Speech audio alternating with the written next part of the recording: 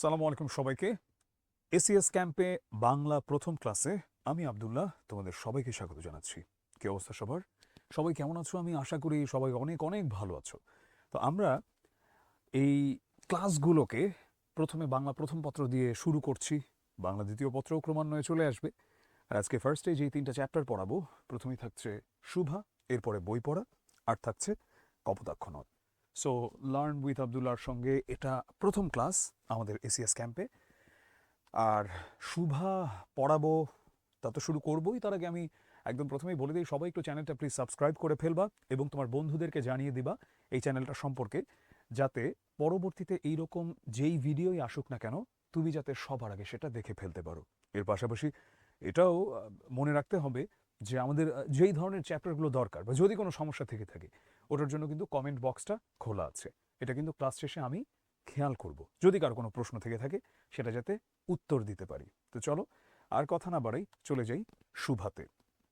শুভা এমন একটা গল্প যেটা থেকে আমাদের এসএসসিতে প্রশ্ন আসবেই আমরা ধরে নিতে পারি। আমাদের যেই বোর্ডে যেই সালেই বলো না কেন সবসময় একটা কমন প্যাটার্ন থাকে প্রশ্নের। সেই কমন প্যাটার্নটা কি জানো?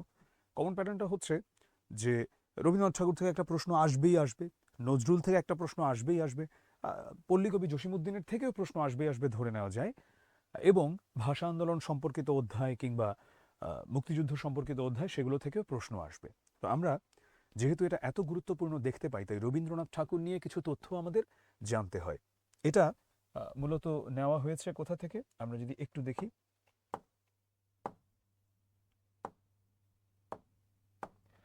এটা নেওয়া হয়েছে রবীন্দ্রনাথ ঠাকুরের গল্পগুচ্ছ থেকে, এবং গল্পগুচ্ছ বইটা প্রথম আমার হাতে এসে পৌঁছায় আমি তখন ক্যাডেট কলেজে এবং ক্লাস 7-এ ছিলাম। আমার এখনো মনে পড়ে প্রথমবারের মতো আমি রবীন্দ্রনাথ ঠাকুরের লেখার সঙ্গে পরিচিত হই। বইয়ের পড়া বাদে আমি মুগ্ধ হয়ে যাই, এত সুন্দর ছিল বইটা।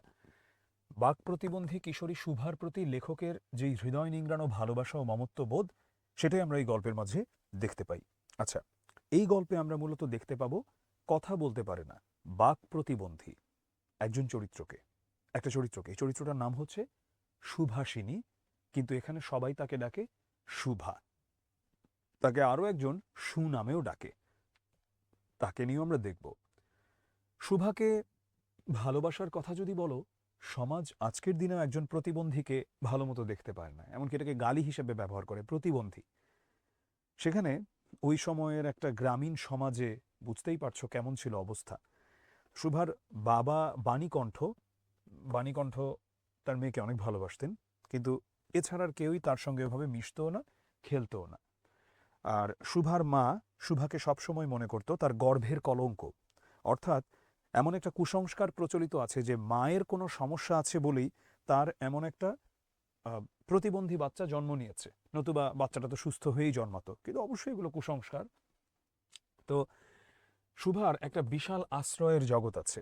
যারা কথা বলতে পারে না সেই পোষা প্রাণীদের কাছে সে মুখর। অর্থাৎ শুভাকে আমরা দেখতে পাই, শুভা নিজে যেমন কথা বলতে পারে না, তার তেমনি তার মতো যারা কথা বলতে পারে না, অর্থাৎ সেটা হতে পারে তার গোয়ালের গাভী কিংবা হতে পারে একটা ছোট বিড়াল, তাদের কাছে শুভার একটা অন্যরকম আবেদন আছে বা অন্যরকম একটা সম্পর্ক আছে তাদের সঙ্গে শুভার। তো আমরা সেই শুভা গল্পটা পড়তে পড়তেই এগিয়ে যাব আজকে। তো সমাজে বিকশিত সেসব শিশুর প্রতি সকলের মমত্বশীল দৃষ্টিভঙ্গি প্রস্তুত করতেই মূলত এই গল্পটা লিখেছেন রবীন্দ্রনাথ ঠাকুর। আর এই গল্পের যত সৃজনশীল আসে আমরা সেগুলো নিয়েও প্র্যাকটিস করাবো। আজকের ক্লাসটা আমরা কিভাবে নেব আমি প্রথমেই বলে নিচ্ছি। ক্লাসটাতে একদম ফার্স্ট থেকে আমি তোমাদেরকে 3টা তো পড়াচ্ছি, এবং প্রত্যেকটার সৃজনশীল পড়াবো, আমরা এমসিকিউ প্র্যাকটিস করব। এর কারণ কি? এর কারণ হচ্ছে আমরা শুধু বুঝে গেলাম কিন্তু সৃজনশীল উত্তর করতে পারলাম না, তাহলে তো আসলে কোনো লাভ নেই। আবার আমি সৃজনশীল উত্তর করার জন্য কিভাবে আসলে নিজেকে দক্ষ করে তুলবো যদি আমি একটা চ্যাপ্টার নাই বুঝি? চলো আমরা এগিয়ে যেতে থাকি। মেয়েটির নাম যখন সুভাষিনী রাখা হইয়াছিল তখন কে জানিত সে বোবা হইবে। সুভাষিনী শব্দের অর্থই হচ্ছে যিনি সুন্দর করে কথা বলতে পারেন, কিন্তু দেখো মেয়েটাই হচ্ছে বোবা। তাহার দুটি বড় বোনকে সুকেশিনী ও সুহাসিনী নামে দেওয়া হইয়াছিল। একজনের কেশ সুন্দর বা চুল, আরেকজনের হাসি সুন্দর, তাই মিলের অনুরোধে তাহার বাপ ছোট মেয়েটির নাম সুভাষিনী রাখে। এখন সকলে তাহাকে সংক্ষেপে কি বলে? শুভা। দস্তুর মতো অনুসন্ধান, দস্তুর মতো মানে সামর্থ্য মতো যতটুকু সম্ভব অনুসন্ধান ও অর্থ ব্যয় বড় দুটি মেয়ের বিবাহ হইয়া গেছে। এখন ছোটটি পিতামাতার নীরব হৃদয় ভারের মতো বিরাজ করিতেছে। অত্যন্ত গুরুত্বপূর্ণ একটা লাইন, নীরব হৃদয় ভার। নীরব হৃদয় ভার কি? আমি তোমাকে একটা ব্যক্তিগত উদাহরণ দিচ্ছি, তুমি নিজে তোমার জীবনের সঙ্গে মেলাতে পারবে। এমন হয়েছে না তোমার জীবনে যে তুমি আহ, হয়তোবা কেউ একটা কথা বলেছে, আত্মীয় স্বজন বা বন্ধু বান্ধব, তুমি প্রচন্ড রকম মনে কষ্ট পেয়েছো। কথাটা কিন্তু বলেছে আজ থেকে ধরলাম অনেক বছর আগে, তুমি তার উপর ভাই ক্ষোভ ধরে বসে নাই, স্টিল এটা মনে পড়লে কিন্তু তোমার কাছে খারাপ লাগে। এটা বলতে পারো নীরব হৃদয় ভার। তোমার হৃদয়ে একটা নীরবে তুমি ভারটাকে বয়ে নিয়ে চলছো। হৃদয় না, হৃদয়, হৃদয়। আমার হৃদয় তোমার আপন হাতের দোলে, রবীন্দ্রনাথ ঠাকুরের একটা বিখ্যাত একটা গান ছিল। যে কথা কয় না সে যে অনুভব করে ইহা সকলের মনে হয় না। এই জন্য তাহার সাক্ষাতেই মানে তার সামনেই সকলে তাহার ভবিষ্যৎ সম্বন্ধে দুশ্চিন্তা প্রকাশ করিত। এটা কি হচ্ছে? মানুষ যেটা করতো এখানে, ধরো সে কথা বলতে পারে না, বাট তাই বলে কি ভাই তার চিন্তা শক্তি নাই? মানুষ আসলে এটা বুঝতো না, তার সামনেই তাকে নিয়ে নানা রকম উল্টোপাল্টা কথাবার্তা বলতো বা তার ভবিষ্যৎ নিয়ে নানা রকম দুশ্চিন্তা প্রকাশ করতো। সো এটা তো কারো কাছেই ভালো লাগার কথা না। তো স্বাভাবিকভাবে শুভার কাছেও কিন্তু বিষয়টা ভালো লাগতো না। তাহার ফল এই হইয়াছিল, সাধারণের দৃষ্টিপথ হইতে সে আপনাকে গোপন করিয়া রাখিতে সর্বদাই চেষ্টা করিত। এবং এর জন্য যেটা হয়েছিল যে সে হচ্ছে সবসময় নিজেকে আপনা মানে এখানে আপনি নিজে গোপন করিয়া রাখিতে চেষ্টা করিত সাধারণের দৃষ্টিপথ হইতে, মানে অন্যদের চোখে না পড়লেই সে বাঁচে। তোমাদের এমন হয় না যে রেজাল্টের সময় বা কিছু আমাদের ওই আঙ্কেল আন্টি থাকে না, বা একটু গ্রামের ফুপাটুপা থাকে না, সারা বছর খোঁজ খবর থাকে না, রেজাল্টের টাইমে তাদেরকে আমরা দেখতে পাই, একটু খোঁজ টোজ নেয়, ভাই এদের চোখে না পড়লে আমরা বাঁচি। তো এইরকম আর কি। তো সে দৃষ্টিপথ সাধারণ মানুষের দৃষ্টি থেকে নিজেকে গোপন করে রাখতে সে সবসময় চেষ্টা করত, এবং সে মনে করত আমাকে সবাই ভুলিলে বাঁচি। কিন্তু বেদনা কি কেহ কখনো ভোলে? তুমি তোমার সুখের কথা হয়তো বা মনে রাখতে পারো, কিন্তু মানে ভুলে যেতে পারো, কিন্তু বেদনা আসলে মানুষ ভোলে না। আমরা আসলে এখন এমন দুঃখজনক অবস্থায় বাংলাটা পৌঁছেছে যে আমাদের শুধু সৃজনশীলে ফুল মার্কস নিয়ে আসাটাই যেন হয়ে গেছে একমাত্র উদ্দেশ্য। আমরা ভুলে যাই যে এর মাঝে কত কত কত সুন্দর দর্শন, কত গভীর কিছু ভাব লুকিয়ে আছে। বেদনা কি কেহ কখনো ভোলে? তুমি তোমার সেই অসুস্থ হবার রাতটার কথা মনে করো না, সেই রাতটা যেন তোমার কাটছিলই না। আর তোমার কোনো একটা সুখের রাত মনে করো, এটা তো কখন ঘুমাইছো তোমার মনেই নেই। শীতকালের কোনো একটা রাতের কথা মনে করো, সকালেও ঘুম ভাঙতে চাচ্ছে না। পিতামাতার মনে সে সর্বদাই জাগরুক ছিল। জাগরুক মানে জাগ্রত ছিল এই বিষয়টা। বিশেষত তাহার মা তাহাকে নিজের একটা ত্রুটি স্বরূপ দেখিতেন। কেননা মাতা পুত্র অপেক্ষা কন্যাকে নিজের অংশরূপে দেখেন। এটা আসলে জাস্ট এগুলো কুসংস্কার, আর কিছু না। কন্যার কোনো অসম্পূর্ণতা দেখিলে সেটা যেন বিশেষ রূপে নিজের লজ্জার কারণ বলিয়া মনে করেন। বরঞ্চ অন্যদিকে কন্যার পিতা বাণীকণ্ঠ সুভাকে তাহার অন্য মেয়েদের অপেক্ষা যেন একটু বেশি ভালোবাসিতেন। কিন্তু মাতা তাহাকে নিজের গর্ভের কলঙ্ক জ্ঞান করিয়া তাহার প্রতি বড় বেশি বিরক্ত ছিলেন। কার প্রতি বিরক্ত ছিলেন? শুভার প্রতি। নিজের মেয়ের প্রতি তিনি বিরক্ত ছিলেন। শুভার কথা ছিল না, কিন্তু তাহার সুদীর্ঘ পল্লব বিশিষ্ট বড় বড় দুটি কালো চোখ ছিল। পল্লব বলতে সুদীর্ঘ, এমনিতে পল্লব অর্থ হচ্ছে পাতা। সুদীর্ঘ পল্লব বিশিষ্ট বড় বড় দুটি কালো চোখ ছিল, এবং তাহার ওষ্ঠাধর মানে তার ঠোঁট ভাবের আভাস মাত্র কচি কিশলয়ের মতো কাঁপিয়া উঠিত। কচি কিশলয়, কিশলয় মানে হচ্ছে পাতা, কচি পাতার মতো কেঁপে উঠত। কি বোঝাচ্ছে এটা দিয়ে? এটা দিয়ে বোঝাচ্ছে যে যদিও বা সে কথা বলতে পারতো না, কিন্তু এই যে সে কথা বলতে না পারলেও তার চোখ যেন অনেক ভাব বা অনেক অভিব্যক্তি প্রকাশ করে দিত। শুধু তাই নয়, সে কথা বলতে না পারলেও সে তার ঠোঁট যেন অনেক অনুভূতির সাথে আবেগের সাথে সাথে কেঁপে উঠত। কথায় আমরা যে ভাব প্রকাশ করি সেটা আমাদিগকে অনেকটা নিজের চেষ্টায় গড়িয়া লইতে হয়। আমরা যখন কথা দিয়ে, যেমন দেখো এই যে আমি এখন কথা বলছি, ভাব প্রকাশ করছি না, বা তুমি যখন কথা বলো কারোর সাথে, কতকটা তর্জমা করার মতো, এটা কিছুটা তর্জমা করার মতো। তর্জমা শব্দটা আমরা কোথায় ব্যবহার করতে দেখি বেশি? যেমন কুরআন শরীফের তর্জমা, ঠিক আছে, মানে কিছুটা অনুবাদ করার মতো বলতে পারো। সকল সময় এটা ঠিক হয় না আমাদের কথাটা, ক্ষমতার অভাবে অনেক সময় ভুলও হয়। ক্ষমতার অভাব বলতে সবাই তো আর একই সাথে কথা ঠিকঠাক বোঝাতে পারে না, কিন্তু কালো চোখকে কিছু তর্জমা করিতে হয় না। অত্যন্ত গুরুত্বপূর্ণ লাইন, সৃজনশীলে আসার মতো। কালো চোখকে কিছু তর্জমা করিতে হয় না, এটার মানে কি?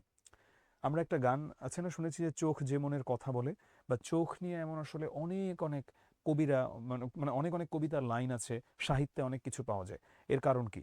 মানুষের চোখ দেখে কিন্তু বুঝে যাওয়া যায় যে তিনি কি দুঃখে আছেন, সুখে আছেন, তিনি কি উচ্ছ্বসিত, নাকি তিনি বিরক্ত হয়ে আছেন। সো ওর ক্ষেত্রে এটা যেন অনেক বেশি রকমভাবে ঘটতো। যেমন ধরো যারা হচ্ছেন অন্ধ মানুষ, এমন আমি অন্ধ মানুষকে দেখেছি তারা টাকা গুনছে। তো যেহেতু ধরো তুমি বলতে পারো যে তার মস্তিষ্কটা চোখের দিকে গুরুত্ব দেওয়া প্রয়োজন পড়ছে না, সো তার এই টাকা গুনা, আমি ভাই চোখ বন্ধ করে টাকা গুনে জীবনে আমি বুঝতে পারবো না কোনটা কি। সে কিভাবে জাস্ট টাচ করে করে সে বুঝে যাচ্ছে যে কোনটা কয় টাকার নোট। তো শুভার ক্ষেত্রেও তাই হয়েছিল, কথাটা না থাকলেও তার মুখের যে অভিব্যক্তি সেটা দিয়ে যেন সব ভাব এমনভাবে প্রকাশিত হতো যে আমরা যারা কথা বলতে পারি তারাও আসলে এত সুন্দর করে ভাব প্রকাশ করতে পারি না। তো আচ্ছা, মুদিত হয় মানে বন্ধ হয় আর কি। তো একদম এমনভাবে হচ্ছে ওর এই, আমি এটা বুঝিয়ে দিলাম অলরেডি এই প্যারাটা, মানে শুভার ভাবটা প্রকাশিত হতো, শুভা যা যা বলতে চাইতো। তো মুখের ভাব ছাড়া আজন্মকাল যাহার অন্য ভাষা নাই, তাহার চোখের ভাষা অসীম উদার এবং অতল স্পর্শ গভীর। মানে মানে একদম মানে এতটাই গভীর যেটা নিচটা যেমন আমরা একটা সমুদ্রের মতো, অনেকটা স্বচ্ছ আকাশের মতো, এবং উদয়াস্ত এবং ছায়ালোকের নিস্তব্ধ রঙ্গভূমি। রঙ্গভূমি মানে হচ্ছে বলতে পারো যে যেখানে হচ্ছে নাটক পরিবেশিত হয় বা নাটকের মঞ্চ। তো এখানে বোঝাচ্ছে উদয়াস্ত এবং ছায়ালোকের নিস্তব্ধ রঙ্গভূমি। কি উদয়াস্ত এবং ছায়ালোকের নিস্তব্ধ রঙ্গভূমি কি? উদয়াস্ত এবং ছায়ালোকের নিস্তব্ধ রঙ্গভূমি হচ্ছে শুভারই চোখ। এখানেই যেন এত এত অভিব্যক্তি, মানে চোখ যে মনের কথা বলে, এরকম একটা অবস্থা। এই বাক্যহীন মনুষ্যের মধ্যে বৃহৎ প্রকৃতির মতো একটা একটা বিজন মহত্ব আছে। বিজন শব্দের অর্থ হচ্ছে নির্জন। রবীন্দ্রনাথ ঠাকুরের ভাষা আসলে এত সুন্দর, তিনি যখন লিখতেন যে দেখো, বৃহৎ প্রকৃতির মতো একটা বিজন মহত্ব আছে, বৃহৎ প্রকৃতির মতো একটা নির্জন মহত্ব আছে। এই জন্য সাধারণ বালক বালিকারা তাহাকে এক প্রকার ভয় করিত, তাকে এক ধরনের ভয় করিত, তাহার সহিত খেলা করিত না। দেখো আমাদের দেশে এখনো এরকম আছে, আমরা কিন্তু যখন একজন প্রতিবন্ধী কাউকে দেখা হয় মানুষ কিন্তু তাকে অ্যাভয়েড করে, এটা এখনো হয়। সে নির্জন দ্বিপ্রহরের মতো শব্দহীন এবং সঙ্গীহীন। দ্বিপ্রহর, এটা বুঝতে গিয়ে আমাদের বুঝতে হবে প্রহর কি। প্রতি ৩ ঘন্টায় একটা করে প্রহর গণনা করা হতো। আগেকার দিনে এইভাবে সময়কে নেওয়া হতো।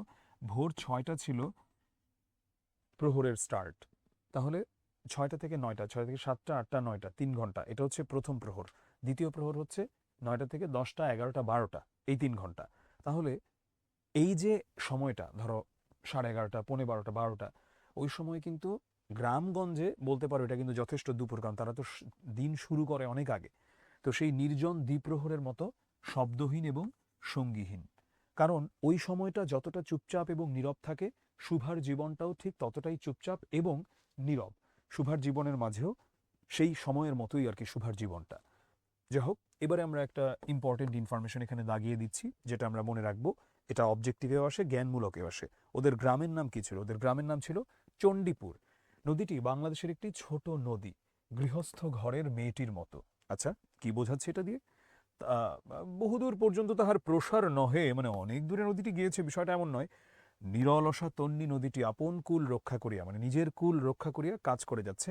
দুই ধারের গ্রামের সকলেরই সঙ্গে তাহার যেন একটা না একটা সম্পর্ক আছে। নদী তীরে ওদের বাড়িটা, এবং এই নদীটার সঙ্গে সবার সম্পর্ক কেমন?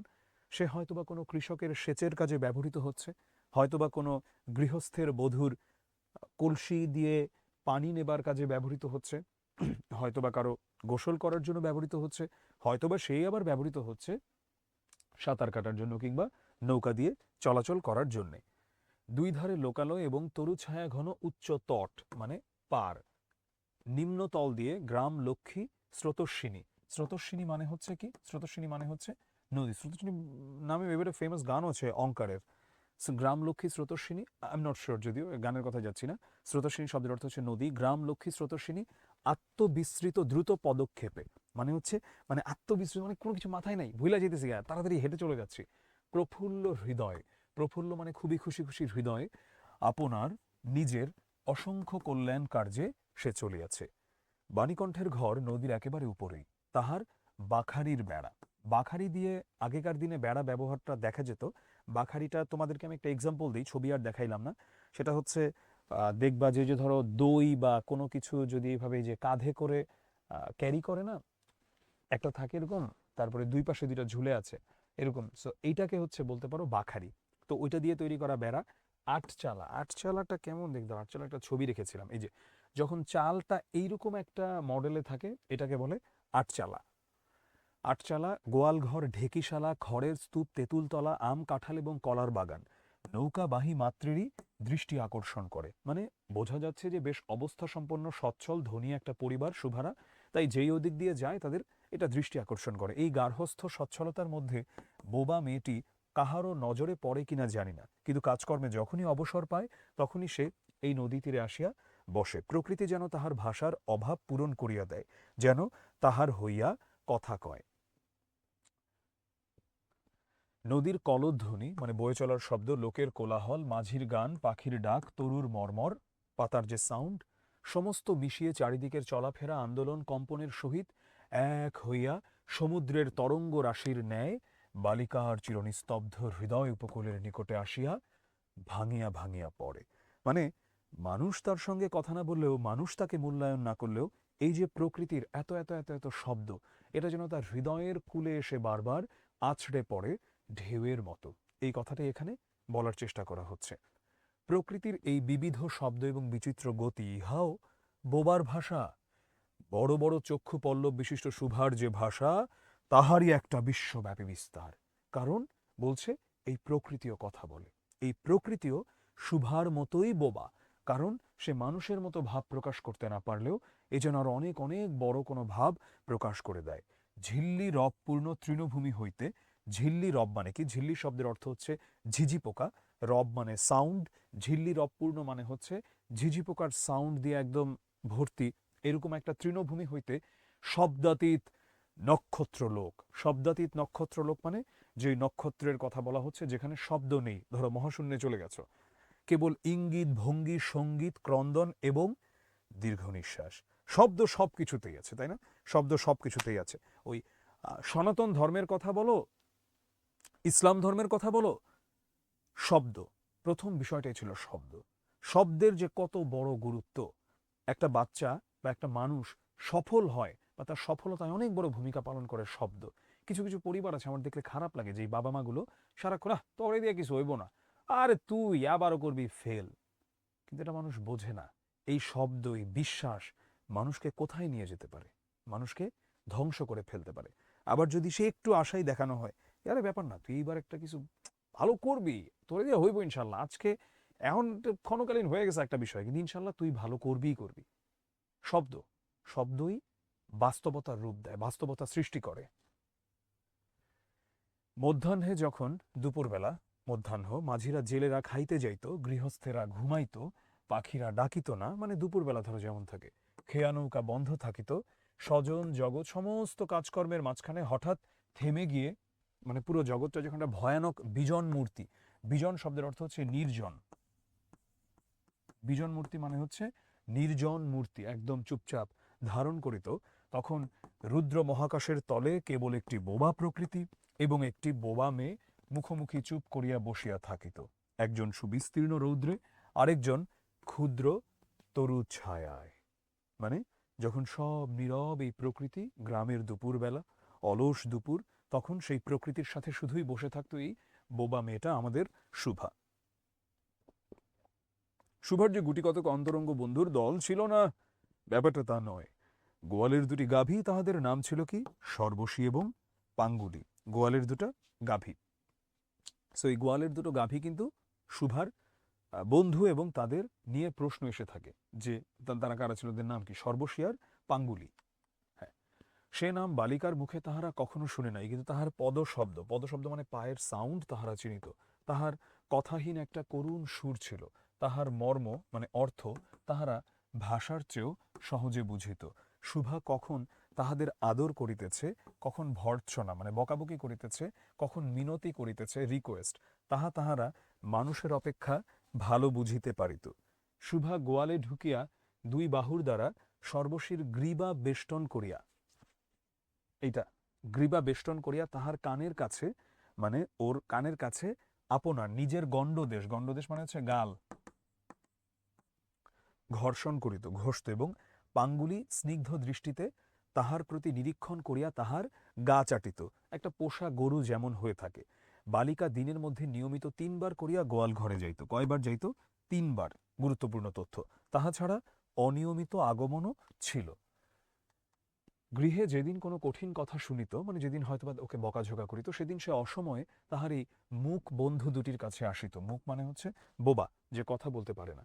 তাহার সহিষ্ণুতা পরিপূর্ণ বিষাদ শান্ত দৃষ্টিপাত হইতে তাহারা কি একটা অন্ধ অনুমান শক্তির দ্বারা, আচ্ছা এখানে যেটা বোঝাচ্ছি আমি একটু সহজ করে বলি, মূলত যদিও বা তারাও কথা বলতে পারে না, শুভাও কথা বলতে পারে না, কিন্তু শুভার যে মন খারাপ এটা ওরা দেখে বুঝতে পারত।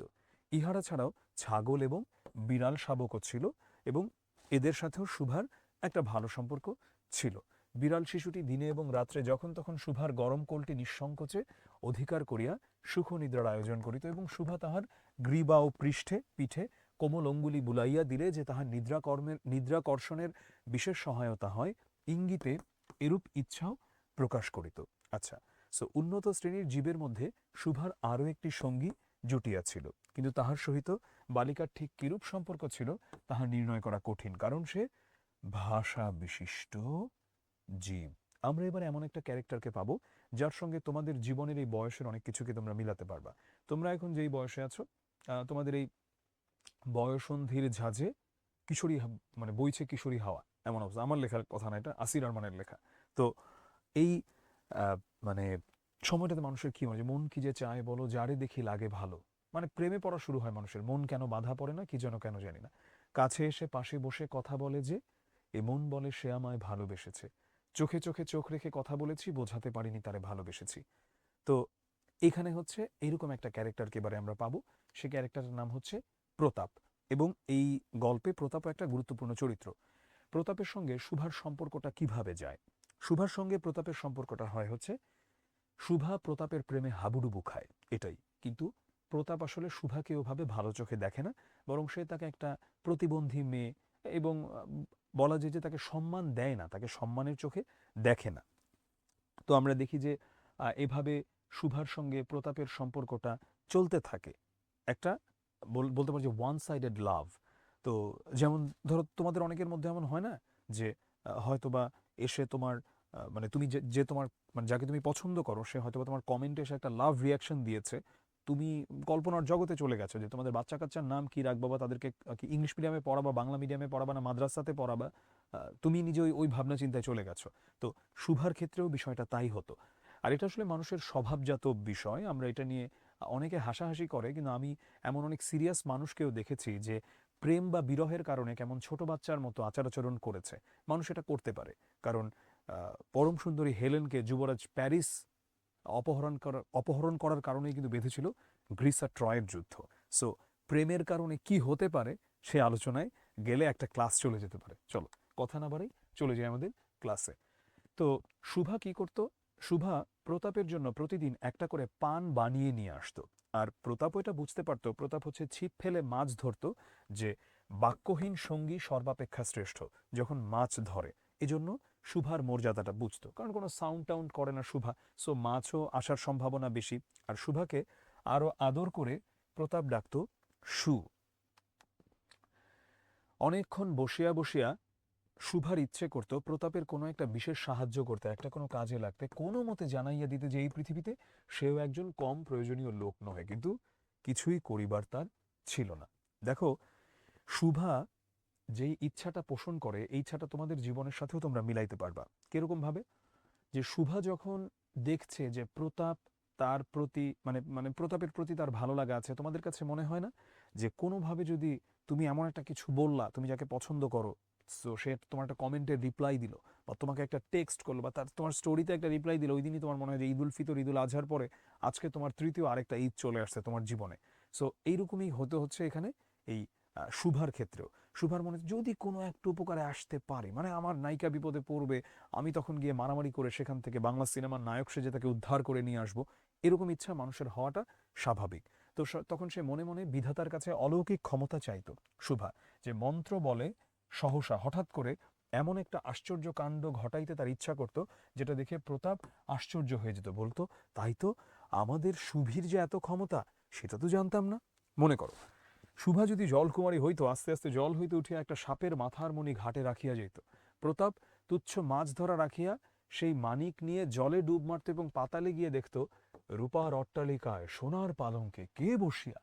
আমাদের বাণীকণ্ঠের ঘরের সেই বোবামে সু, আমাদের সু সেই মণিদীপ্ত গভীর নিস্তব্ধ পাতালপুরীর একমাত্র রাজকন্যা, তাহাকে হইতে পারিত না, তাহাকে এতই অসম্ভব। এইরকম উদ্ভট চিন্তাভাবনা শুভার মনে আসতো। কিন্তু এগুলো তো আসলে বাস্তব না, বাস্তবে তো আর এগুলো হচ্ছে না। আসলে কিছুই অসম্ভব নয়, কিন্তু তবুও সুপ্রজাশূন্য পাতালের রাজবংশে না জন্মিয়া সে জন্মেছে বাণীকণ্ঠের ঘরে। গোসাইদের ছেলে, গোসাই হচ্ছে ওই ওদের গোত্রটার নাম, ওদের ঘরের নাম। গোসাইদের ছেলে প্রতাপকে কিছুতেই আশ্চর্য করিতে পারিতেছে না। যাই হোক, শুভার বয়স ক্রমেই বাড়িতে থাকে, এবং বয়স যে অনেক বাড়ছে বিষয়টা তা না। ধরো তোমাদের বয়সে একটা মেয়ে, অনেক বয়স তো তার না, কিন্তু ওই সময় তো আসলে বাল্যবিবাহের প্রচলন ছিল এবং মানুষের অনেক আগে আগে বিয়ে হয়ে যেত। তো শুভার বিয়ের জন্য তখন শুভার বাবা হচ্ছে কলকাতা যায়, এবং কলকাতা গিয়ে সেখানে শুভার জন্য একটা ভালো সম্বন্ধ দেখে আসে। এরপরে একটা ঘটনা ঘটে, যেই ঘটনাটা ঘটার পরে আসলে শুভা প্রচণ্ড রকম কষ্ট পায়।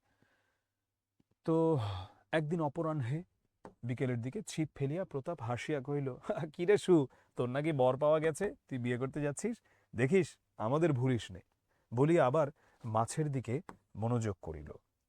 মনে হতে পারে এটা একটা খুব স্বাভাবিক বাক্য, কিন্তু এটা ভুলে গেলে চলবে না যে শুভা কিন্তু প্রতাপের প্রেমে হাবুডুবু খায়। তাই শুভা প্রচণ্ড রকম কষ্ট পেল এই কথাটা শুনে।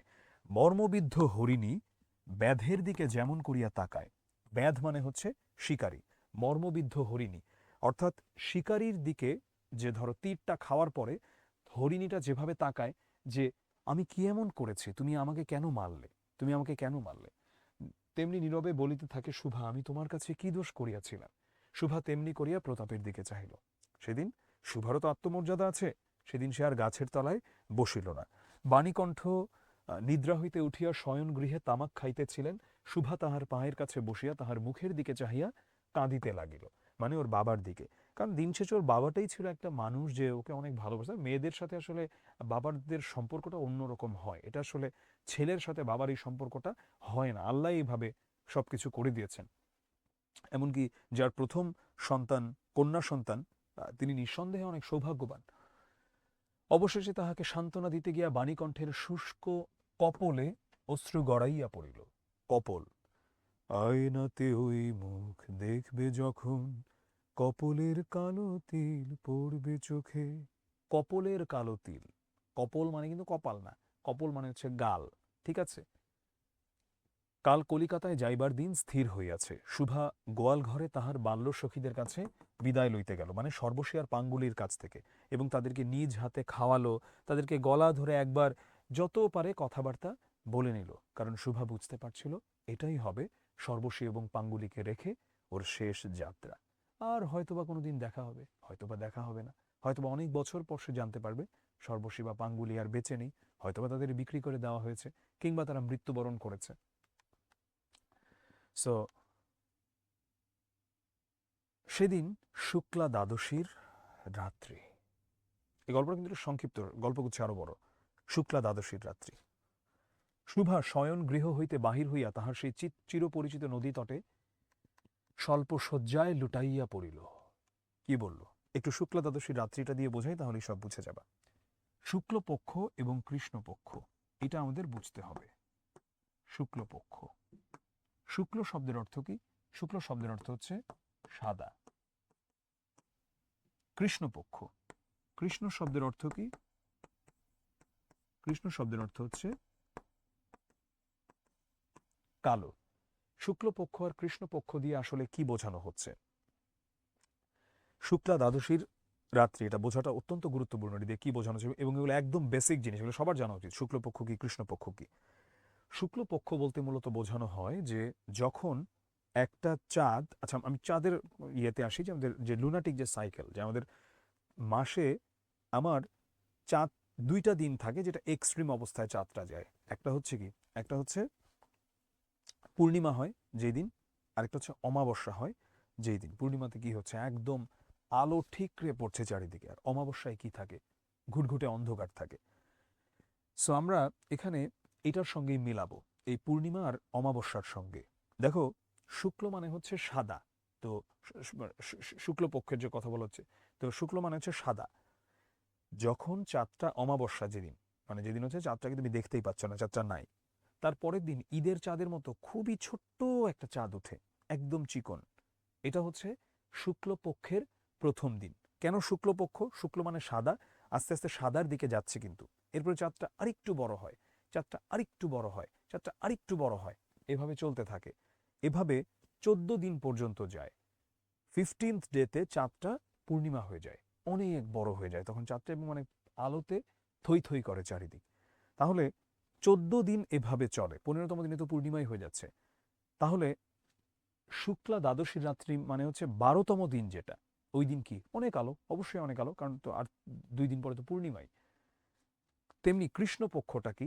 কৃষ্ণপক্ষটা হচ্ছে পূর্ণিমা, পূর্ণিমার পরে কি হয়, চাঁদটা আবার অল্প একটু ছোট হয়, আবার অল্প একটু ছোট, আবার ছোট ছোট হতে হতে একদম ঈদের চাঁদের মতো হয়ে যায়, তারপরে ঠাস করে নাই, অমাবস্যা। সো কৃষ্ণ বা কালোর দিকে যাচ্ছে। আমি আবারও বলছি, যদি এটা এটা বোঝাটা অত্যন্ত গুরুত্বপূর্ণ, এগুলো বেসিক ধারণা, সবার জানা উচিত এগুলো। এটা যদি তুমি না বুঝে থাকো একান্ত, তুমি চাইলে আবার ভিডিওটাকে একটু টেনে দেখো, কিন্তু শুক্লপক্ষ কৃষ্ণপক্ষ অবশ্যই তুমি বুঝবা। এগুলো বেসিক আইডিয়া, আমাদের সবার জানা উচিত।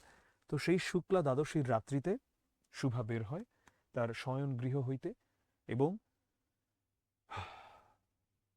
তুমি আমাকে যাইতে দিও না মা, আমার মতো দুটি বাহু বাড়াইয়া তুমিও আমাকে ধরিয়া রাখো, কথাটা শুভা বলে। শুভা কাকে বলে? এই প্রকৃতিকে। কারণ শুভা চায় না ছেড়ে যেতে, এবং এই প্রকৃতির মাঝেই তো শুভা মিশেছিল, কারণ মানুষ তাকে মানুষের মর্যাদা দেয়নি। এটা ছিল আমাদের গল্পটা। চলো আমরা এবারে সৃজনশীল প্র্যাকটিস করি। এর আগে একটু বহু নির্বাচনী প্রশ্ন কয়েকটা নিয়ে। ছিপ ফেলে মাছ ধরা কার প্রধান শখ ছিল? এটা ছিল প্রতাপের। বাণীকণ্ঠের শুষ্ক কপলে অশ্রু গড়িয়ে পড়েছিল কেন? সেটা হচ্ছে শুভাকে বিয়ে দেবেন বলে, মেয়েটির ভবিষ্যৎ ভেবে। অনেকে এখানে 1, 2, 3 মনে করতে পারো, শুভা কথা বলতে পারে না বলে। এইটা কিভাবে এখানে অপশন হয়? শুভা কথা বলতে পারেন, এটার জন্য উনি কাঁদবেন কেন এখানে? কিন্তু কাঁদার তো কিছু নাই এটার জন্য। সো এইভাবে দেখবা, যেমন 2, 2 তো এখানে অ্যান্সার হবে না। তার মানে 2 যেটা যেটাতে আছে ওগুলো সব বাদ। এখানে 2 আছে, বাদ বাদ বাদ, আমার তো বাকি আছে তাহলে শুধু একটাই, এটাই অ্যান্সার হবে। সেই ছোট্টবেলায় মর্জিনা একটি বিড়াল ও একটি কুকুর ছানা এনেছিল, নাম দিয়েছে পুষি আর পুটু। আজ পুষি আর পুটু পুরোপুরি বড় হয়েছে, নাম ধরে ডাকলে মুহূর্তেই হাজির হয়। পুষি কোলে উঠে বসে, কিন্তু পুটু একটু দূরে দাঁড়িয়ে লেজ নাড়ায়। মর্জিনার মধ্যে শুভার যে বৈশিষ্ট্য লক্ষণীয় সেটা কি? সেটা হচ্ছে ইতর প্রাণীর প্রতি মমত্ববোধ। ইতর প্রাণীর প্রতি মমত্ববোধ। এটা একটু অ্যান্সার করো। একটু পড়ো তো, আমি একটু পানি খাই।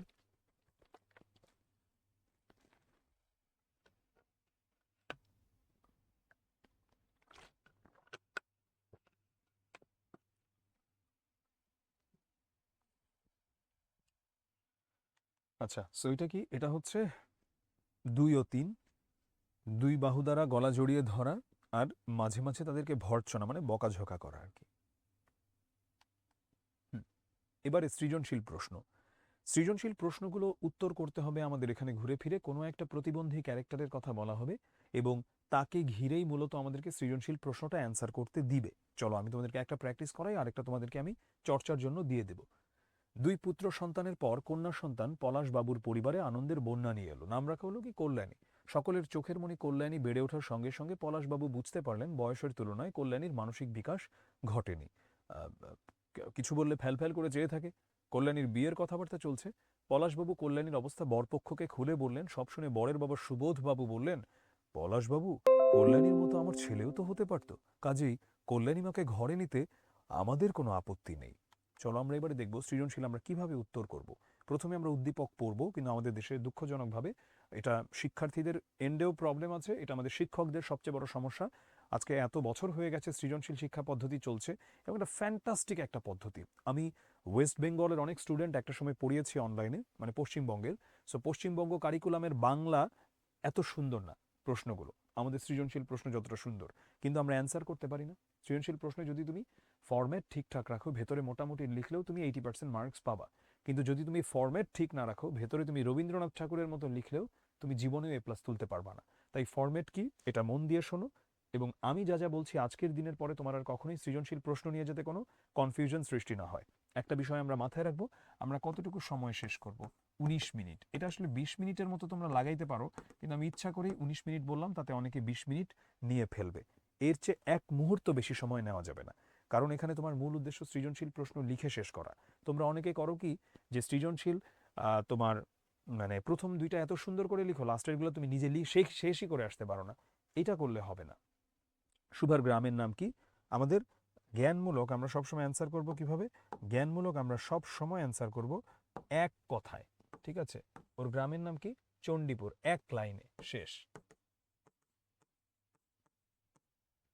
পিতামাতার নীরব হৃদয়ভার কথাটি দ্বারা লেখক কি বোঝাতে চেয়েছেন? শুভা কথা বলতে না পারায় তার বিয়ে হচ্ছিল না বলে সে তার পিতামাতার মনে নীরব হৃদয়ভার অর্থাৎ দুশ্চিন্তার কারণ হয়ে দাঁড়ায়। গেল এক কথায় এটার অ্যান্সারটা করলাম। এবারে এটার পরের প্যারায় চলে গেলাম। এইখানে আমরা কি করব আমি আবার বলি, প্রথম দুই প্যারায় আমরা কখনোই উদ্দীপক থেকে কোনো কথা বলবো না, সেটা খ, গ, ঘ যাই হোক না কেন, উদ্দীপক থেকে আমরা কোনো কথাবার্তা বলবো না। উদ্দীপক নিয়ে আমরা প্রথম কথা বলা শুরু করব থার্ড প্যারাতে। ফার্স্ট টু প্যারাতে আমরা উদ্দীপক নিয়ে কোনো কথাবার্তা বলবো না। তো এখানেও আমরা তাই দেখতে পাচ্ছি। প্রথমে আমি এক কথায় উত্তর দিয়ে দিলাম লেখক কি বোঝাতে চেয়েছেন, এরপর এটাকে বইয়ের ভাষায় বড় করে লিখি। গল্পের শুভা একজন বাক প্রতিবন্ধী, কথা বলতে না পারায় বয়স হওয়া সত্ত্বেও শুভার বাবা শুভার বিয়ের ব্যবস্থা করতে পারেন। মানে জিনিসটা কি, আমি রিডিং পড়ে আর তোমাকে দেখাইলাম না, তুমি এক কথায় ফার্স্টে উত্তর দিবা, এরপরে বইয়ের ভাষাকে ওটাকে একটু বড় করে লিখবা, এবং পুরো জিনিসটা লিখতে তুমি সর্বোচ্চ আধা পৃষ্ঠা জায়গা নিবা। এতটুকুই তোমার জন্য যথেষ্ট। যথেষ্ট। আমি আবার বলি, শেষ করাটা এখানে মূল কাজ। তোমার এখানে মানে আমরা এখানে আসলে হাতের লেখা প্রতিযোগিতা বা এটা একটা ওয়ালপেপার মানে ওয়াল ম্যাগাজিন প্রেজেন্টেশন না। উদ্দীপকের প্রথম অংশের বক্তব্যে কল্যাণী ও শুভার যে বিশেষ দিকটির সঙ্গতি দেখানো হয়েছে বা মিল দেখানো হয়েছে সেটা ব্যাখ্যা করো। আমাদের দেখতে হবে যে উদ্দীপকের প্রথম অংশের বক্তব্যে কল্যাণী ও শুভার কোন দিকটায় মিল, এটা প্রথমে আমি এক কথায় বলে দিব। ফরম্যাটটা কি? প্রথমে এক কথায় উত্তর দিব, এক পেয়ে যাব। সেকেন্ড প্যারাতে আমি বলেছি উদ্দীপক নিয়ে কোনো কথাবার্তা নাই, বইয়ের ভাষায় এটাকে একটু বড় করে লিখব। আমি কত পাবো তাহলে এখানে? এখানে আমি আরও এক পেয়ে যাব, যখন আমি বইয়ের ভাষায় এটাকে একটু বড় করে লিখলাম।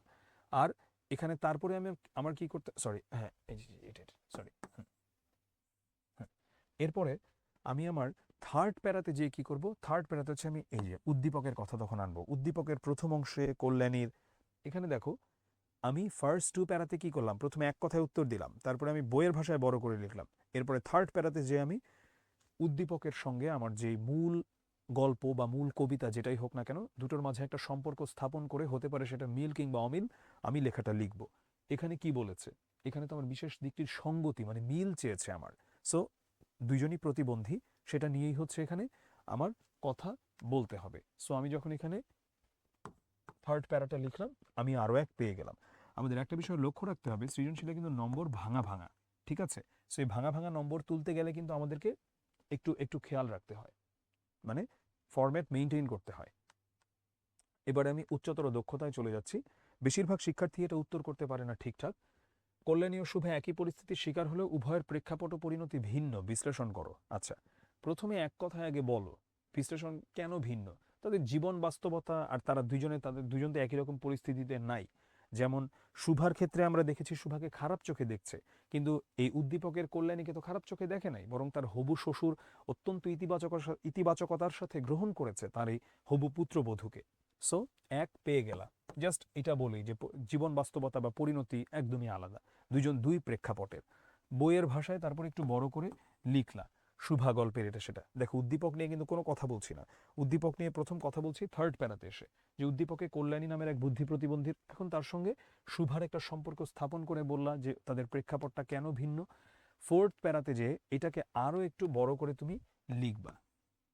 এটাকে যখন তুমি আরও একটু বড় করে লিখলা, লেখার মধ্য দিয়ে তুমি তোমার পয়েন্টগুলোকে বিল্ড করলা। পয়েন্টগুলোকে বিল্ড করে তুমি কি করো, তখন তুমি ফাইনাল ডিসিশনটার দিকে যাও। ফাইনাল ডিসিশনটা কি, যে সে বিবেচনায় যে প্রতিবন্ধিতার দিক থেকে এক হলেও শুভা এবং কল্যাণীর প্রেক্ষাপট ও পরিণতি আলাদা, সে বিবেচনায় প্রশ্নোক্ত মন্তব্যটি যথাযথ।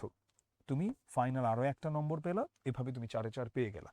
একটা বিষয় আমাদের মাথায় রাখতে হবে যে উচ্চতর দক্ষতায় শেষে এগুলো লেখা অত্যন্ত গুরুত্বপূর্ণ, যে সুতরাং আমরা বলতে পারি, অর্থাৎ আমরা বুঝতে পারছি, তাই আমরা এটি অনুভব করি, বা তাই আমরা এটি অনুধাবন করতে পারলাম, এটা একটা কিছু বলে ইউ হ্যাভ টু ফিনিশ। এটা ঠাস করে কিন্তু শেষ করে দেওয়া যাবে না। আচ্ছা, এটা আমি সৃজনশীল প্রশ্নটা, এটা তোমাদের প্র্যাকটিসের জন্য থাকবে, এটা তোমরা সাইড থেকে প্র্যাকটিস করে নিবা।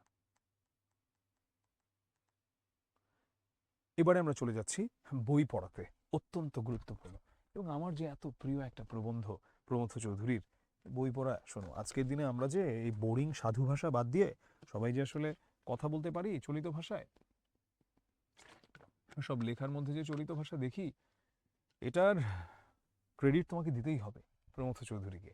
প্রমথ চৌধুরীর সবুজপত্র যে পত্রিকাটা, সেটাই আসলে আমাদেরকে এই সুযোগটা করে দিয়েছিল। এনিওয়ে, বই পড়াতে চলে যাচ্ছি। বই পড়া প্রবন্ধটা এটাও অনেক গুরুত্বপূর্ণ, এখান থেকে আসবেই আসবে। প্রমথ চৌধুরীর প্রবন্ধ সংগ্রহ থেকে নেওয়া হয়েছে। এটা মূলত একটা লাইব্রেরির বার্ষিক সভায় তিনি পড়েছিলেন। এখানে প্রমথ চৌধুরী বই পড়ার গুরুত্ব নিয়েই মূলত কথা বলছেন, আর তার পাশাপাশি আমাদের যে একটা ত্রুটিপূর্ণ শিক্ষা ব্যবস্থা রয়েছে এটা নিয়েও তিনি কথা বলেছেন। আমি ফেসবুকে বেশ কিছুদিন ধরে একটা মিম ভাসতে দেখছিলাম যে প্রমথ চৌধুরী যেই বই পড়া প্রবন্ধে মুখস্থ বিদ্যার বিরুদ্ধে কথা বলেছেন, আমাদের যেই বাংলাদেশি কারিকুলাম এনসিটিবির, আমরা সেখানে এই বই পড়া প্রবন্ধটাই মুখস্থ করাচ্ছি বা বই পড়া প্রবন্ধ থেকেই মুখস্থ করছি। আমি তোমাকে বলি, যদি তোমার মনে হয় যে তুমি মুখস্থ কইরা সৃজনশীল লিখবা, তাতে তোমার কিছুটা মুখস্থ শক্তি বাড়তে পারে, তুমি জীবনেও তো কমন ফেলতে পারবাই না, কিন্তু তোমার দ্বারা আসলে ভালো কিছু হবার সম্ভাবনা নাই। কারণ সৃজনশীল পদ্ধতি বা লেখাটা তোমাকে দিয়েছি যাতে তুমি তোমার লেখার ক্ষমতাটাকে বাড়াতে পারো। আজকালকার যুগে 2026 সাল চলছে এখন ভাই, যদি তুমি নিজের যোগাযোগ দক্ষতা না থাকে, লিখে যদি বুঝাইতে না পারো, আর কথা বলে যদি বুঝাইতে না পারো, কিচ্ছু করতে পারবে না জীবনে। Doctor, engineer, army officer, BCS cadre যেটাই হোক, কিচ্ছু করতে পারবে না জীবনে। সো লিখে বুঝাইতে পারার ক্ষমতা থাকতে হবে। তাই মুখস্থ করার কিছু আসলে এখানে নাই। চলো কথা না বাড়াই, চলে যাই আমাদের ডিরেক্ট প্রবন্ধে। বই পড়ার শখটা মানুষের সর্বশ্রেষ্ঠ শখ হলেও আমি কাউকে শখ হিসেবে বই পড়তে পরামর্শ দিতে চাই না। কেন চাই না? প্রথমত, সে পরামর্শ কেউ গ্রাহ্য করবেন না, গ্রহণ করবেন না, কেননা আমরা জাত হিসেবে শৌখিন নই। দ্বিতীয়ত, অনেকে তা কুপরামর্শ মনে করবেন, অনেকে আবার মনে করবে এটা নাকি কুপরামর্শ। কেননা আমাদের এখন ঠিক শখ করবার সময় নয়, শখ করবার সময় নয়। আমাদের এই রোগ শোক দুঃখ দারিদ্র্যের দেশে সুন্দর জীবন ধারণ করাই যখন হয়েছে প্রধান সমস্যা, তখন সেই জীবনকেই সুন্দর করা, মহৎ করার প্রস্তাব অনেকের কাছে নিরর্থক এবং নির্মম ঠেকবে। আমি জানি তোমাদের কাছে একটু জটিল মনে হচ্ছে। কি বোঝাচ্ছে এটা দিয়ে? এটা দিয়ে বোঝাচ্ছে যে ধরো এখন তুমি যদি একটা রিক্সাওয়ালা মামার কাছে গিয়ে জিজ্ঞেস করো যে, যেমন যেমন রিসেন্টলি একটা মুভি বের হয়েছে যেটা অনেকেরই মাথার উপর দিয়ে যাচ্ছে, বনলতা সেন বা ধরো রোহিত, তার কাছে মনে হতে পারে আপনি কি এটা দেখছেন, বা ধরো যে ক্রিস্টোফার নোলানের ওডিসি, আপনি ওডিসি দেখছেন, আপনি জানেন নাকি এটা আইম্যাক্স 500 দিয়ে এটা সিনেমাটোগ্রাফি করছে। ভাই, ওনার সাথে এগুলো বলে লাভ আছে? লোকটা এখন ওনার পেট চালানোর জন্য উনি চিন্তিত। তো আমি যেটা বলছি সেটা হচ্ছে যে বই পড়াটা, মানে প্রমথ চৌধুরী বলার চেষ্টা করছেন যে আমি বই পড়তে তোমাকে বলি বা পড়তে আপনাদেরকে বলছি, তবে এও মাথায় রাখবেন যে বইটা শুধু মানে এখানে মানে বলছি বলাটা কি ঠিক হচ্ছে কি না। কারণ যেখানে আমাদের ক্ষুধা দারিদ্র্যের দেশ ভাই, মানুষের পেটে ভাত নাই, আর আমি বলছি বই পড়ার কথা। আমরা সাহিত্যের রস উপভোগ করতে প্রস্তুত নই, কিন্তু শিক্ষার ফল লাভের জন্য আমরা সকলে উদ্বাহ। সাহিত্যের রস আবার আমরা উপভোগ করতে চাচ্ছি না। আমাদের বিশ্বাস, শিক্ষা আমাদের গায়ের জ্বালা ও চোখের জল দুই দূর করবে। কেমন গায়ের জ্বালা আর চোখের জল? মানে আমার পেটের ক্ষুধাটাও যাবে, আবার আমার যে মনের কষ্টটা সেটাও আমার যাবে। এ আশা সম্ভবত দুরাশা, কিন্তু তাহলেও আমরা তা ত্যাগ করতে পারি না, কেননা আমাদের উদ্ধারের জন্য কোনো সদুপায় আমরা চোখের সামনে দেখতে পাই না। শিক্ষার মহাত্মে আমিও বিশ্বাস করি, এবং যিনি যাই বলুন, সাহিত্য চর্চা যে শিক্ষার সর্বপ্রধান অঙ্গ, সে বিষয়ে কোনো সন্দেহ নেই। লোকে যে তা সন্দেহ করে, তার কারণে শিক্ষার ফল হাতে হাতে পাওয়া যায় না, অর্থাৎ তার কোনো নগদ বাজার দর নেই। প্রমথ চৌধুরী নিজেও কিন্তু অত্যন্ত অভিজাত একটা পরিবার থেকে আসা। তার বিয়ে হয়েছিল ঠাকুর পরিবারের একজন নারীর সঙ্গেই, রবীন্দ্রনাথ ঠাকুরের বড় ভাইয়ের মেয়ে। রবীন্দ্রনাথ ঠাকুরের বহু রচনা যিনি ইংরেজিতে অনুবাদ করেছেন, দ্য গ্রেট ইন্দিরা দেবী চৌধুরানী। এবং ইন্দিরা দেবী চৌধুরানী খুবই তেজস্বী মহিলা ছিলেন। তিনি ভারতবর্ষের প্রথম বাঙালি আইসিএস অফিসার ছিলেন, মানে প্রমথ চৌধুরীর ওয়াইফ। মানে আইসিএস অফিসার বলতে এখন যেটা তুমি বিসিএস দেখো, প্রথম বাঙালি আইসিএস অফিসার। আইসিএস অফিসার ওই সময় আসতো কিন্তু ব্রিটিশদের, অক্সফোর্ড ইউনিভার্সিটি থেকে পড়া, ওদের সবচেয়ে মানে ওদের জন্য এটা খুবই একটা ডিমান্ডের জব ছিল এই আইসিএস অফিসার হওয়া। তো তিনি ছিলেন মানে সিভিল সার্ভিস অফিসার ছিলেন আর কি, সহজ কথায়। তো শিক্ষার ফল হাতে হাতে পাওয়া যায়, অর্থাৎ এটার কোনো নগদ বাজার দর নেই, মানে এই সাহিত্যের কোনো নগদ বাজার দর নেই, এটা নিয়ে কথা হচ্ছে। এই কারণে ডেমোক্রেসি সাহিত্যের সার্থকতা বোঝে না। ডেমোক্রেসি বলতে এখানে বোঝানো হচ্ছে যে বেশিরভাগ মানুষ এই জন্য সাহিত্যের সার্থকতা বোঝে না, যে বই পড়ে কি হবে, বোঝে শুধু অর্থের বা টাকার সার্থকতা। ডেমোক্রেসির গুরুরা চেয়েছিলেন সকলকে সম্মান করতে, কিন্তু তাদের শিষ্যরা তাদের কথা উল্টো বুঝে প্রতিজনেই হতে চায় বড় মানুষ। কেমন? একটি বিশিষ্ট অভিজাত সভ্যতার উত্তরাধিকারী হয়েও ইংরেজি সভ্যতার সংস্পর্শে এসে আমরা ডেমোক্রেসির গুণগুলো আয়ত্ত করতে না পেরে তার দোষগুলো আত্মসাৎ করেছি। আচ্ছা, সো এইখানে যেটা বোঝানোর চেষ্টা করছে, প্রথমত ইংরেজদের সংস্পর্শে যখন আমরা আসি, হ্যাঁ ডেমোক্রেসিটা তাদের কাছ থেকে এসেছে ধরলাম, কিন্তু ডেমোক্রেসিটা তাদের কাছ থেকে আসলেও ডেমোক্রেসি চেয়েছে সবাইকে সমান করতে, আর আমরা চেয়েছি না সবাই বড় হব। আলটিমেটলি কেউই বড় হইতে পারে নাই। এটা তো বাঙালির একটা বৈশিষ্ট্য, বাঙালি তো এই কাজটা করে। যেমন সবকিছু সে খাইতে চায়, সবকিছু খাইতে চাওয়ার কারণে সে কিছুই করতে পারে না বেশিরভাগ সময়, অসম্ভব। একই সাথে লোভী এবং আবার জ্ঞানের অভাব আছে, অশিক্ষিত। তো অশিক্ষিত বলতে আমি পুঁথিগত বিদ্যা বোঝাচ্ছি না, সাধারণ জ্ঞান বোঝাচ্ছি। আচ্ছা, সো আমরা ডেমোক্রেসির খারাপ জিনিসটাকে আগে নিয়েছি, ভালো জিনিসটাকে না নিয়ে। এটার কারণ কি? ব্যাধি সংক্রামক, স্বাস্থ্য নয়। এটা সবচেয়ে সুন্দর লাইন, সবচেয়ে সুন্দর লাইন এই প্রবন্ধের। ব্যাধি সংক্রামক, স্বাস্থ্য নয়। তার মানে হচ্ছে রোগ জীবাণুই মানুষের গায়ে বা মানুষকে অতি দ্রুত আসলে আক্রমণ করে, স্বাস্থ্য আসলে সেটা মানুষকে করে না। ঠিক আছে? সো আমাদের শিক্ষিত সমাজের লোলুপ দৃষ্টি আজ অর্থের উপরেই পড়ে রয়েছে। সুতরাং সাহিত্য চর্চার সুফল সম্বন্ধে অনেকেই সন্দিহান। যারা হাজারখানা ল রিপোর্ট কেনেন তারা একখানা কাব্যগ্রন্থও কিনতে প্রস্তুত নন, কেননা তাতে ব্যবসার কোনো সুসার নেই। এটার মানে কি? হাজারখানা ল রিপোর্ট যারা কেনেন, ল এর এক্সাম্পলটা বারবার দিয়েছে কারণ প্রমথ চৌধুরী নিজেও কিন্তু একজন ব্যারিস্টার ছিলেন, যদিও তিনি ব্যারিস্টারি পড়াশোনা করে এসেছিলেন, কিন্তু দিন শেষে তিনি ব্যারিস্টারি করেন নাই। সাহিত্য চর্চা আর হচ্ছে মানে আইন পেশায় ছিলেন না, সাহিত্য চর্চা আর শিক্ষকতার সঙ্গে ছিলেন। তো হাজারখানা ল রিপোর্ট যারা কেনেন তারা একখানা কাব্যগ্রন্থও কিনতে প্রস্তুত নন, কেননা তাতে ব্যবসার কোনো সুসার নেই। ওই যে ভাই, ল রিপোর্ট কিনে তো আমার কাজে দিবে, আমার কোর্টে গিয়ে কাজে দিবে, কিন্তু আমার মানে কাব্যগ্রন্থ কিনলে তো কোনো কাজে দিবে না। নজির না আউড়ে কবিতা আবৃত্তি করলে, নজির না আউড়ে কবিতা আবৃত্তি করলে, এটার মানে কি? নজির না আউড়ে কবিতা আবৃত্তি করলে মানে আমি যদি নজির, অর্থাৎ যখন হচ্ছে তোমার ধরো একটা মামলা যখন হিয়ারিং হয় বা শুনানি হয়, তখন যিনি হচ্ছেন ধরলাম যে আসামি পক্ষের উকিল বা বাদী পক্ষ, যেই পক্ষেরই হোক, ধরুন আসামি পক্ষের উকিল, তো সে কি পড়ে? সে তো এই নজির তার পড়তে হয়, রেকর্ডসগুলো তার পড়তে হয়, তিনি যেই পক্ষের আইনজীবী সেই পক্ষের।